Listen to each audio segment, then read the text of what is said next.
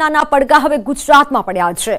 અમદાવાદ, સુરત, રાજકોટ, ગાંધીનગર સહિતની સરકારી હોસ્પિટલોમાં રેસિડેન્ટ ડોક્ટરો હડતાલ પર ઉતર્યા છે। હોસ્પિટલમાં માત્ર ઇમરજન્સી સેવા ચાલુ રહેતા દર્દીઓને પારાવાર મુશ્કેલીનો સામનો કરવો પડ્યો। સામાન્ય બીમારીની સારવાર માટે આવતા દર્દીઓને પણ કલાકો સુધી લાઇનમાં ઊભા રહેવું પડ્યું। તો આ તરફ મહેસાણા અને પંચમહાલમાં તબીબોએ કેન્ડલ માર્ચ યોજી વિરોધ નોંધાવ્યો।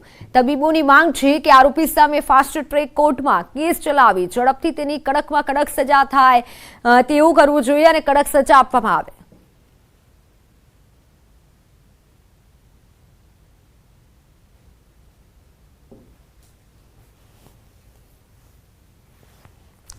ગાંધીનગર જીએમઈઆરએસના ડીનનો વિવાદિત આદેશ। મહિલા તબીબોએ એકલા ન રહેવા માટે આદેશ કરવામાં આવ્યો। મહિલા એકલા બહાર ન નીકળવા સૂચના આપવામાં આવી। આદેશથી મહિલાઓની સુરક્ષા બાબતે સવાલ થઈ રહ્યા છે। આવો પરિપત્ર બહાર પાડી પોલીસની કાર્યદક્ષતા પર સવાલ ઉઠાવ્યા છે। ડીન વિવાદિત આદેશ, મહિલા ડોક્ટરનું નિવેદન। મહિલા હોય તો શું અમારે ડરીને રહેવાનું, ઘરમાં બેસી રહેવું તે કોઈ ઉપાય નથી। મહિલાઓને પૂરતી સુરક્ષા આપવી જોઈએ। કોઈ રીતે યોગ્ય નથી, બરાબર છે। એવું ના હોય કે માણસ પોતાનું કામ કરવાનું બંધ કરી દે। એના માટે પગલાં એ લેવા જોઈએ કે ભાઈ પૂરતી સુરક્ષા આપવામાં આવે કે માણસ એઝ અ ફિમેલ શું કામ અમારે બહાર નીકળતા ડરવું જોઈએ, બરાબર। અને આ કોઈ ઉકેલ નથી એ વાતનો કે તમે ઘરમાં બેસી રહ્યો, બરાબર। હરેક માણસ હોય દિવસ રાત કામ તો કરવું જ પડે છે। અને પર્ટિક્યુલરલી ડૉક્ટર છે એવી ફિલ્ડ છે, બરાબર, મેડિકલ ફિલ્ડ, કે એમાં કાંઈ એવું નથી હોતું કે 9 to 5 જ જોબ હોય છે।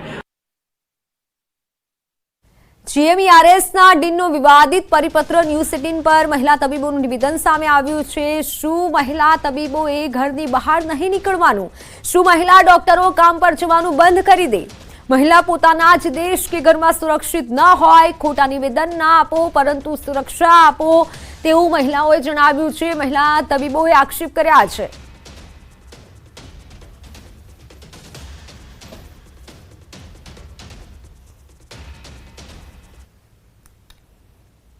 એક મહિલાની રીતે એવું કે છે કે એને બહાર નહીં નીકળવાનું અને એને એકલા નહીં જવાનું, તો શું અમારે બે સિક્યુરિટી ગાર્ડ સાથે લઈને જવાનું હોય એ રીતે?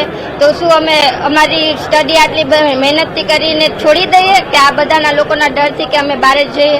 જે જીએમઆરએસના ડીને પરિપત્ર બહાર પાડ્યો છે એ વિવાદિત પરિપત્ર કહેવાય કે જો કોઈ ડોક્ટર કે કોઈ મહિલા રાત્રે પોતાની જ ઘરમાં કે દેશમાં સુરક્ષિત ફીલ કરીને બહાર જઈ ન શકે કે પોતાના કામ પર ના જઈ શકે તો ભણાવી ગણાવીને એટલા મોટા કરવાનો કે દેશને ઇન્ડિપેન્ડન્ટ કહેવાનો કોઈ મતલબ નથી થતો।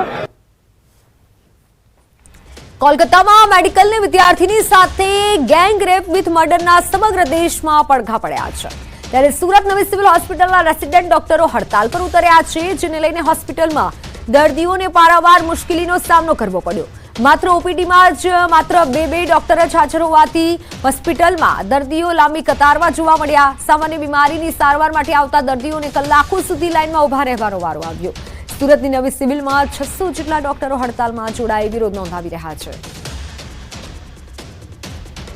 પશ્ચિમ બંગાળમાં રેસિડેન્ટ તબીબ સાથે રેપી હત્યાની ઘટનાને લઈને દેશભરના તબીબો હડતાલ પર ઉતર્યા છે। ત્યારે દ્રશ્ય જોઈ શકાય છે સુરત નવી સિવિલ હોસ્પિટલના કે ઇમરજન્સી સિવાય તમામ ઓપીડીઓ બંધ કરી ડૉક્ટરો હડતાલ પર ઉતરી ગયા છે। ચોક્કસ દેશમાં વિરોધ કરવાનો તમામ લોકોને હક છે, પણ આ વિરોધ વચ્ચે હેરાન થઈ રહ્યા છે દર્દીઓ। સવારેથી જ નવી સિવિલ હોસ્પિટલમાં દર્દીઓની લાંબી કતાર જોવા મળી રહી છે। માત્ર એક જ ઓપીડી ચાલી રહી છે અને દર્દીઓની સંખ્યા સૌથી વધુ છે। લોકો દૂર દૂરથી પોતાના દર્દીની દવા લેવા માટે હોસ્પિટલ પહોંચી રહ્યા છે। ત્યારે કહી શકાય કે ડૉક્ટરોની હડતાલને લઈને કહી શકાય લોકો પરેશાન થઈ રહ્યા છે, વૃદ્ધો પરેશાન થઈ રહ્યા છે અને મોટા પ્રમાણમાં મહિલાઓ પણ દવા લેવા પહોંચી છે। એક કાકા છે, કાકા ક્યાં નામ है आपका? इंद्रजीत। दवाई लेने आए हो? किस चीज़ की? मलेरिया है। हड़ताल है यहाँ पे तो मालूम नहीं था। कितनी परेशानी? थोड़ा परेशानी हो रही है, डॉक्टर लोग होते तो इतना लाइन इतनी लंबी लगी हुई है, दिक्कत तो हो ही रहा है। બિલકુલ લાઈન લાગી છે। લાઈન તમે જોઈ શકાય છો કે માત્ર એક જ ઓપીડી ચાલી રહી છે અને તમામ લોકો હડતાલના મૂડમાં છે। કર્મચારીઓ, ડૉક્ટર તો ડૉક્ટર પણ કર્મચારીઓ બી નવી સિવિલ હોસ્પિટલમાં હડતાલમાં ઉતરી ગયા છે। ત્યારે નવી સિવિલના સુપ્રિન્ટેન્ડન્ટને જવાબ આપવાનો સમય નથી, 1 કલાકનો સમય માંગવામાં આવે છે। ત્યારે લોકો દૂર દૂરથી આવે છે। બેનજી, ક્યાં નામ है आपका? कलावती। कोई दवाई लेने आए हो? हाँ, दवा लेना। हड़ताल है, पता नहीं आपको? नहीं, मुझे नहीं मालूम। कितनी परेशानी हो रही है? बहुत परेशानी हो रही है, बहुत परेशानी हो रही है। બિલકુલ આવેલા તમામ દર્દીઓ મુશ્કેલીઓનો સામનો કરી રહ્યા છે. ખાસ કરીને જે પ્રકારે હોસ્પિટલમાં તબીબોએ હડતાલ કરી છે, સાથે સાથે કર્મચારીઓ હડતાલ કરી છે, ત્યારે જોઈ શકાય છે કે દૂર દૂરથી દવા લેવા આવેલા લોકો સૌથી વધુ હેરાન થતા જોવા મળી રહ્યા છે. નાના હોય, મોટા હોય, વૃદ્ધો હોય, મહિલા હોય, તમામ લોકો વહેલી સવારથી લાઇનમાં ઉભેલા જોવા મળી રહ્યા છે. ત્યારે કહી શકાય કે જે પ્રકારે પશ્ચિમ બંગાળમાં બનેલી ઘટના છે તેનો વિરોધ કરવાની જગ્યા પર તબીબો અને સિવિલ હોસ્પિટલમાં કર્મચારીઓની હડતાલને લઈને સૌથી વધારે હેરાન દવા લેવા આવતા દર્દીઓ થઈ રહ્યા છે. કેમેરામેન ભરત બ્રહ્મભટ્ટ સાથે કીર્તેશ પટેલ, ન્યૂઝ 18 ગુજરાતી, સુરત. કોલકાતાની તબીબ વિદ્યાર્થીની સાથે ગેંગ રેપ વિથ મર્ડરના પડઘા ગુજરાતમાં પડ્યા છે. ગોધરામાં મેડિકલ એસોસિએશને કેન્ડલ માર્ચ યોજી શ્રદ્ધાંજલિ પાઠવી. તબીબોની માંગ છે કે આરોપીઓ સામે ફાસ્ટ ટ્રેક કોર્ટમાં કેસ ચલાવી ઝડપથી કડક સજા આપવામાં આવે.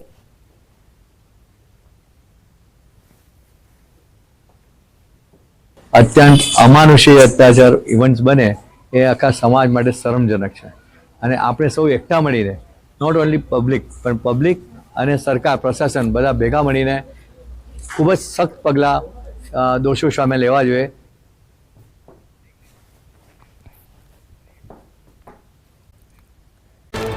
આજથી ખુલશે માછીમારોનું વેકેશન. 2 મહિના બાદ ફરી બોટ માલિકો પોતાની ફિશિંગ બોટ દરિયામાં રવાના કરશે. ઊંચા ડીઝલના ભાવ, દરિયામાં માછલીઓના અભાવ સહિતના કારણે માછીમારો ચિંતિત.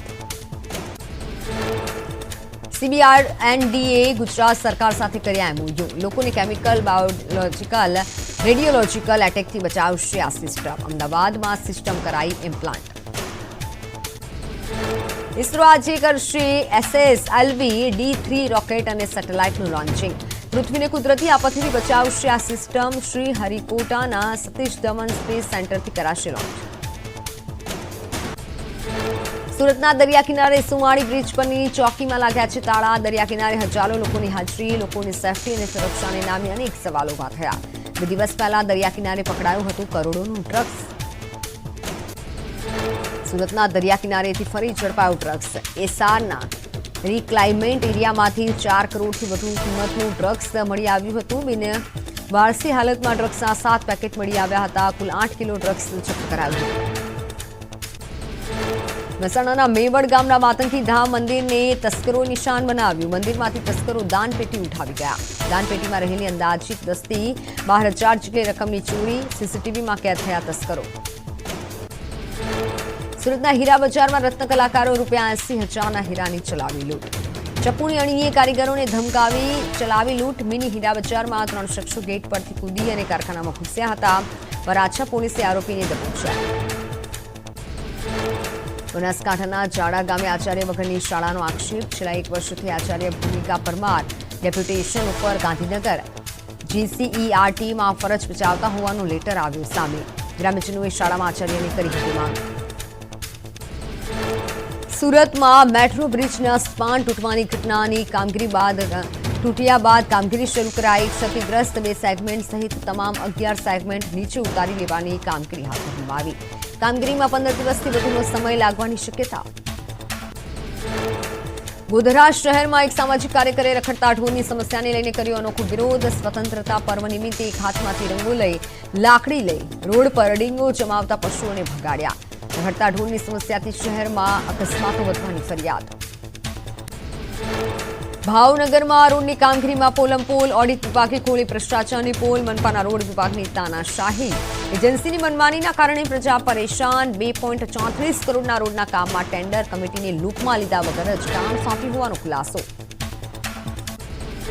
ભાવનગર એરપોર્ટ રોડ પર આવેલા રૂવા રવેચી ધામનું કામ અધૂરું. મનપાની ઢીલી નીતિના કારણે યાત્રાધામનો કરોડોનો પ્રોજેક્ટ હાંસિયામાં ધકેલાયો.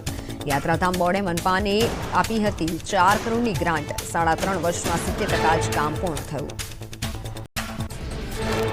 ભર ચોમાસે ગોધરા શહેરમાં ચિત્રાખાડી ફળિયા વિસ્તારમાં પાણી માટે પુકાર. ડ્રેનેજના પાણીની બાજુમાં જ પીવા માટેનું પાણી આવતું હોવાની ફરિયાદ. કુંડીમાં વાસણ નાખી પાણી ભરવા મજબૂર સ્થાનિકો. વડોદરાના હરણી તળાવમાં દશામાની મૂર્તિઓની દુર્દશા, માઈ ભક્તો નારાજ થતા પાલિકાના સત્તાધીશો દોડતા થયા.